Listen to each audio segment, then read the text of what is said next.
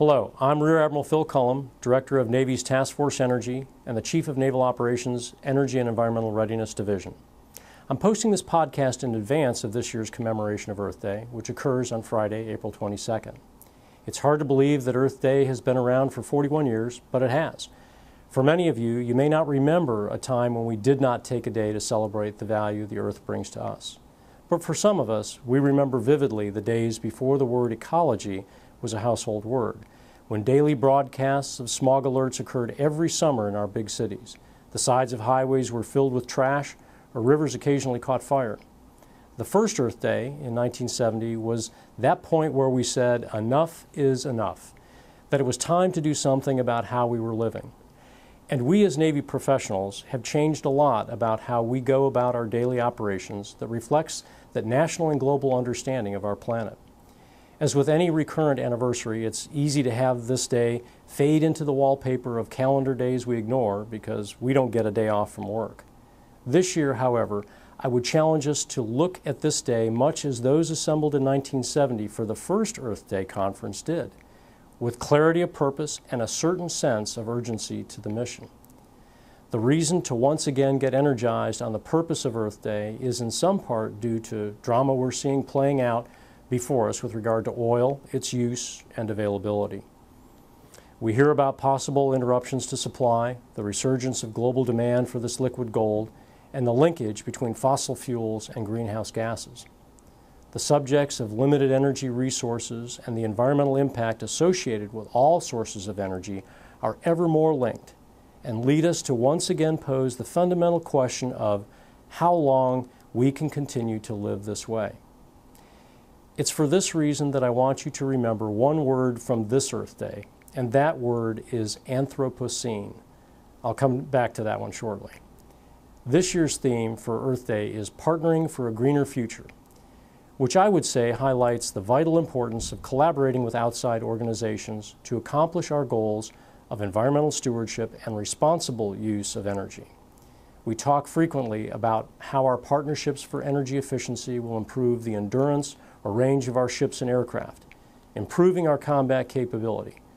But efficiencies have an ancillary benefit of minimizing our logistics tether, saving fuel and money, decreasing emissions in terms of hydrocarbons and greenhouse gases. Partnerships that result in a barrel of fuel not burned or the MBTU not consumed are among the most important we can make because we end up saving those barrels and MBTUs forever, in perpetuity, which benefits the Navy, the nation, and the environment.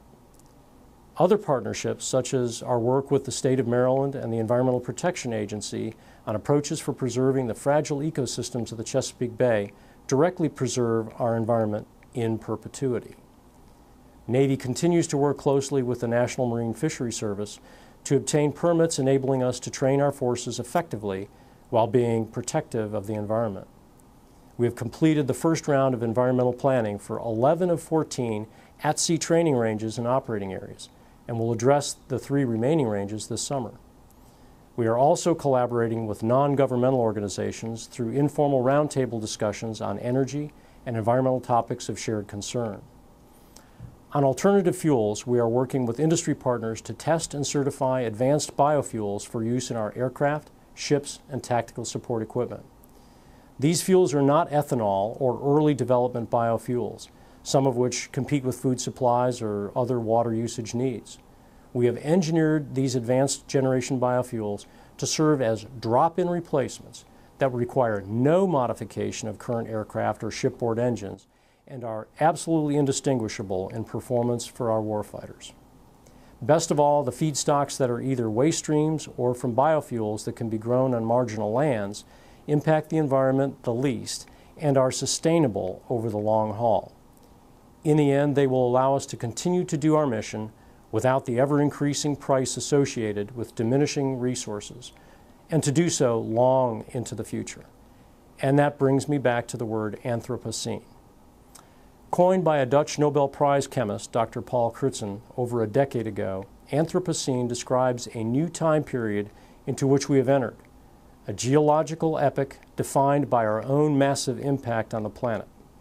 Scientists believe it is characterized by changing seas, urban supersprawl, planetary resource limitations for energy and water, and a perfect trifecta of population, technology, and affluence that should make us question how many living, breathing humans the planet can really support. Think about that fact on Earth Day. With at least another billion or so people on the planet today, now more than ever before, we need to understand how our daily decisions and behaviors with regard to the environment affect both combat capability and the planet we all share. Then ask yourself, what can you do to make a positive difference to minimize our impact on the planet? What can you do to create a culture change for energy as profound as the one we saw 4 decades ago? As promising as the innovations we and our many partners are pursuing may be, it is only through a combination of technology and personal behavior that energy's full potential as an enabler of combat capability and sustainability will be achieved. We must adopt a Spartan, energy-frugal mindset, considering fuel as valuable to our ships, planes, and tactical vehicles as ammunition is to a weapon system. 40 years ago, we changed our mindset about the environment and did something about it. We incorporated greener practices aboard our ships and at our installations as we gained appreciation for our ecological system called planet Earth. It's time to do the same thing for energy. Change our culture and change our behaviors. Once that culture change occurs, profound change can take place on a much broader scale. Many of these initiatives, when fully implemented, not only help the Navy and the nation be more secure, they will minimize greenhouse gas emissions and other forms of air pollution and help us to do our mission in perpetuity. Remember, there is no Planet B.